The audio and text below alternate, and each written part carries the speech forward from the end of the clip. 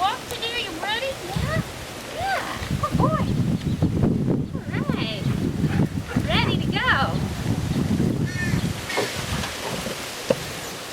Good morning, everyone. We're back in the shack today. Hey, who's that dog you got there, Maggie? We've got Murphy, and he just got joined Murphy. us. Oh, he's awesome. Oh, Murphy. Hey, Murphy, come here. Smile for the camera. I don't know if you can see him or not, but he's Here, down there. Let me. Oh, Murphy, you're such a cool dog. He's below us. He's below us. Okay, you'll have to take it on faith, everybody. But yeah. But anyway, we're back in the shack, and I'm Maggie Reese. Say roof, Murphy. Yeah, he won't speak. Oh, okay. he never He's barks. so We big. call him the perfect dog. And this is John McManamy. And I was up at the house and I'm like, man, we have got to talk about how therapeutic pets are. Oh, pets, yeah, can be so beneficial to mental health. It's unbelievable. Definitely. And not everybody can own a pet, but if you can be around somebody who owns a pet for a while. Yeah, even going, I don't know, to like a zoo and you see pets, or you get to go into a petting zoo or something. There's just something there that it just helps us just bring us down. There is something, yeah. When I go to the San Diego Zoo, I love to visit the gorilla enclosure. Oh yeah, so cool. Yeah, I just bond with these gorillas. Again, we're very spoiled here in San Diego. We have a world famous zoo. San Diego is such a great place to live, but don't come here. Yeah, this is our sanctuary. This is our zoo. place. This is our This zoo. is our zoo. Right? So we have a human zoo that we have to negotiate all the time, which Totally. can be amazingly stressful. And Yeah. really, the animal version can nurture us and bring us a measure of sanity and relief. Oh yeah, I mean my dog, every day I feel like I can just go to him, and Murphy's a golden retriever, and all he wants to do is give me love. That's all the dog wants to do, and that's, sometimes I'm like, that's all I need is just, he needs constantly like, I'll do whatever you want, I'll do whatever you want. I mean, when I'm thinking whatever's in his head, that's what he's wanting to give me. Just love me, love me, love me, And how do you feel when you're Oh, I just get in a better mood, and I've had 3 dogs now in my lifetime, and my first dog my parents got for me. It was a yellow lab, and it was when I was in a manic episode, and they didn't know what to do, and they couldn't handle anything, and they thought maybe if we get Maggie a puppy, she'll engage with it, and it Right. might bring her off this high horse that she's on. And the puppy did help. And when I did get well, I moved to the city and I had a life. And poor Jenny had to stay home with my parents, and lived a great life at the ranch. And then my next dog, it was another Labrador, and it was wonderful too. In that when I got down, the dog seemed to know when I was depressed and would come and lay on me. It was just amazing. Funny thing is, a lot of people have service dogs nowadays. Mm-hmm. Do you know anything about service dogs? I've heard that more and more people are getting dogs for anxiety and stuff like that. Yeah. Even and I have a good friend who has a service dog. Right. So it is getting more and more she's prevalent. involved in that, and she's involved with service dog advocacy.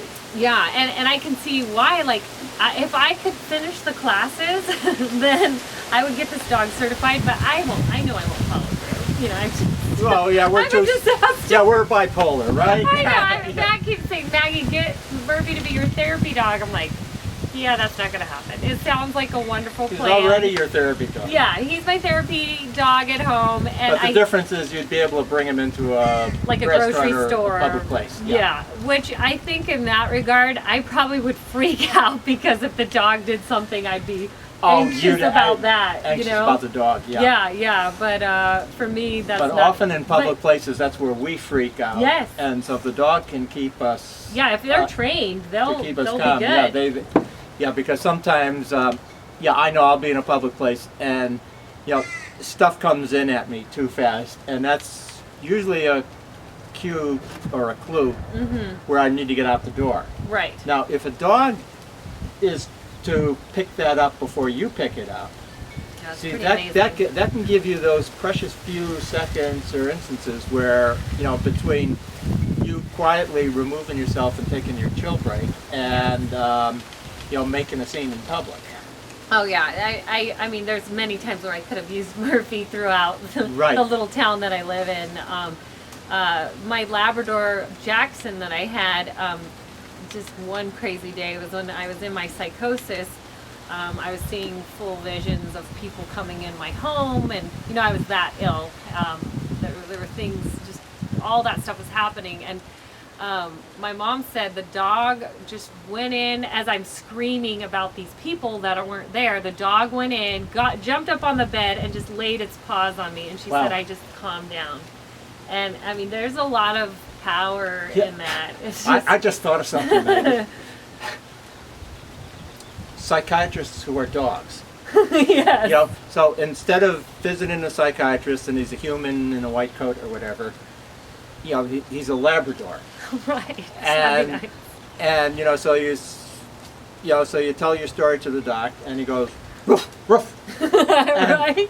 and that might make a lot more sense than what the psychiatrist, human psychiatrist. Oh, I know, because They- they're just listening and writing notes. And does it, at the end of the day, is that really going anywhere with this? I mean, I don't know about you guys, but yes, I mean, I need a psychiatrist and all that for meds, but taking the notes, and then what the hell after that? Like, we're just on our own. We're on our own. Like, if we're with our pets and stuff like that, I feel like there's this love and caring. There's actually an empathy relationship Empathy there. relationship that's awesome. I Right. bought Murphy when I was severely depressed 4 years ago, in the town that I'm in now, just outside of San Diego. And But never come to San Diego. yeah, don't come to San Diego. Don't go to San Diego. We don't want you. We don't want it. Yeah. And You'll only make property values go up. exactly. We're already dying on top ramen. So yeah, I mean, I got Murphy out of desperation. Like, I remember saving up I'm a massage therapist on the side, and I saved up all my massage money, and I bought him down in Mexico, of all places, and from these people that they've like had nothing, and I didn't mind paying him $500 for he's not even a purebred, but at the time I was like, I just want that cute puppy. Yeah, And he's been an amazing dog. I mean, he's not purebred, he's just something mixed. Well, aren't they the best of mixed ones anyway? Yeah, he's great, and I always say that he's Mexican, which people think is just hilarious. So, yeah, he's He from, barks in Mexico. Yeah, he barks in Mexican, Spanish. He's an awesome dog, and it just makes me feel so much better. So. Hey, we got to say something about cats, because the cat Oh, lovers yeah, the here cat lovers. they will hate us if we Yes. don't mention cats. Now, I've had cats. My apartment's really too small for a cat. Yes. Otherwise, I'd have a cat. In the old place I was living in, I rescued a cat. Came in from the woods, Uh-huh. and she was looking depleted and starved, and I fed her a bowl of milk, and then she walked around the house, and she came and sat on my lap. So Right. she adopted me. Yeah, and then that's you still were the house. probably like, oh, Yeah, and so that cat is still in that house today. oh, that is so cool. That is Yeah. so cool. Yeah, and you know what I love about cats is, every day they will do something that will just make you roll on the floor and laugh. That's They true. are just natural comedians. Yes, they are. I had two little kittens once, and I'm lying in bed, and then suddenly lights are flashing. One of the kittens has figured out how to put their paw on the keyboard, so it started flashing and making all kinds of bloop, bloop, bloop noise. And at the same time, the other cat jumped from the windowsill right onto my face. I know. The little kitten. You never know what they're gonna do. You never know. And it's 3 o'clock in the morning. I've really woken up. I'm usually grouchy, but this was really Beyond. funny. Yeah. So I guess I'm more of a cat person, and you're more of a dog person. Well, sometimes I do have two cats, so sometimes I really get into Oh, my you do have cats. I do have two cats, yeah, and they're up there, and my husband hates the cats. Okay. And I love the cats, but we both have we have two. They're half. What are they? Ragdoll, half Siamese.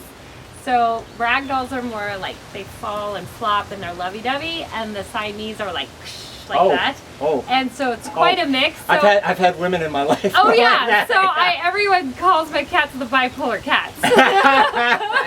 And they're so funny. They'll be like super cuddly, or they're like angry, awful cats. So you just never know what you're gonna get Okay, with those two. so what about when you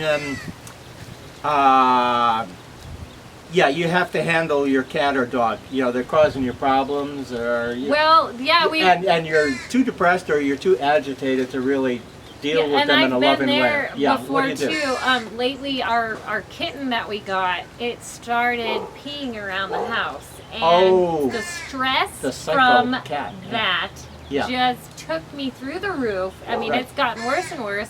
And then the stress that my husband got from the cat. I mean, we've never had an issue like this before, and everybody was trying to problem solve, and we finally ripped all our carpets out of our house because they were all trashed. We found some hardwood floors underneath, which was awesome, and this is all due to the bad your kitten. psycho cat. Yes, the psycho bat. We don't even call her Sam anymore. We call her Bad Kitten. But Right. anyways, we are relocating. I hope everyone doesn't get mad at me, but she's being relocated to either my parents' ranch or my best friend might take her in. But she just needs, I think it's just the two cats together. They Right. do not like each other, and that was wrong of me to bring a new cat into the mix. I just thought, oh, it's all gonna shake out. Well, sometimes it doesn't all shake out. So that was a learning experience. Okay, yeah, and- any other good realistic advice? Because they can bring stress too. That was stressful. Because we do have to care for them, make sure they eat right and get good veterinarian care. Or actually have if it's really if your life is super stressful and you can't take care of your dog at the moment, or call in a friend and say, look, can you take the dog for a few days, or be creative and come up with a plan why. Kind of have to have those written out in advance, don't you? Oh yeah, you need a map. I tell people all the time that we need to have road maps set up in place before disasters happen. Yeah, and because then you go to your map. Yeah, we may fall in love with the animal in the shelter, but then taking care of it's a whole nother thing. It's got huge responsibilities. Definitely, like a horse. My family has a bunch of horses. Right. These horses cause problems all the time, and they take them in, and then they're breaking through fences, and then they're, they got hoof problems, and so you don't. Vet bills go way up. bills go way up. Then you got financial issues. So sometimes you really have to, you can't just go out and do stuff. Like I did with Murphy, but thank goodness that worked out. But the kitten thing, see, that didn't work out. I ran off and bought this kitten in Glendora up in LA, and I didn't think about the consequences that could happen from that, which now thinking back, I'm like, oh, that wasn't so smart. So maybe come up with some roadmaps ahead of time instead of spur of the moment. But there really Especially with animals. But there really is some scientific stuff. They call it biophilia. Where man and woman, human beings, have a special relationship with nature. Mm-hmm. We're built to be out in nature, and they did a study about 8 or 9 years ago about swimming with the dolphins. And the group of people, they even had a control group, and so the group of people who swam with the dolphins, they just felt better, their depressions lifted. Yeah. Or the people with the horses, right? That are working with horses, there's been all these studies there. There is something about an animal, often we're reserved around fellow humans. Mm-hmm. We're on our guard because, humans can be cruel to each other. Definitely.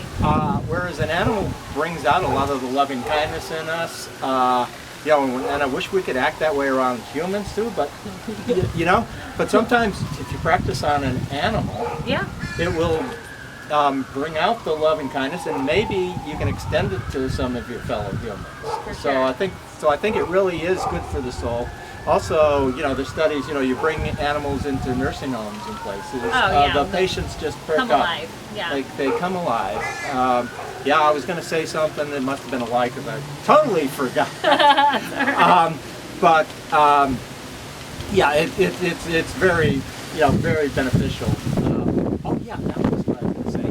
We actually used it, my first wife and I, before we had a kid. We got a dog, and we didn't say it in so many words, but it was like, okay, we're being tested here. Yeah. How you handle a dog is going to enter into our decision about having a baby. That's so true. So after about a year with a dog, yeah, we had the baby. So and it was because we were able to handle the dog. Yeah. Yeah. Yeah, that was Matt and I. We had Jackson for 5 years, and then we were like, oh. Okay. Well, I mean, my kid thing was a whole actually accident, but that's another topic. Okay, yeah, okay. We're gonna do that next is another video. topic. Next video, right? Which so be sure to subscribe to this channel. Definitely subscribe. Check out our books. Where's our books? yeah. Let's. Okay, yeah. I'll plug Maggie's book here because I really like Maggie's book. In fact, I liked it so much I included part of it in mine. Yay! I got a picture in here. Oh, and Murphy's even in here. Murphy is in here. Yes. Yeah. Do you want to? Let me see if I can find Murphy. He's right here. Maybe. Oh, he'll be up. Up Here, this let way? me see. Yeah, because I wrote the book. So maybe I can. It's here somewhere. Okay. Maybe not this. Oh, wait. Here's another one with there a dog. it is. Where we have got it. There's Murphy and me. Murphy and Maggie. So yes. and Murphy is sitting right down there. Yes. Yeah. He's my baby. So say roof. Say roof, Murphy. Roof, roof. Yeah, and see, he never barks. So and this is Maggie's book, Runaway Mind, and it's a story of how her family came together to help her through a severe mental health crisis. It's a very heartwarming story. So you can buy both books on Amazon, and subscribe to the channel, and keep tuning in. Sign up for our email list. Yeah. And now keep tuning in. Yes. And give us some comments if you have questions too at the bottom. Thank you. Thank you. Woo. All right.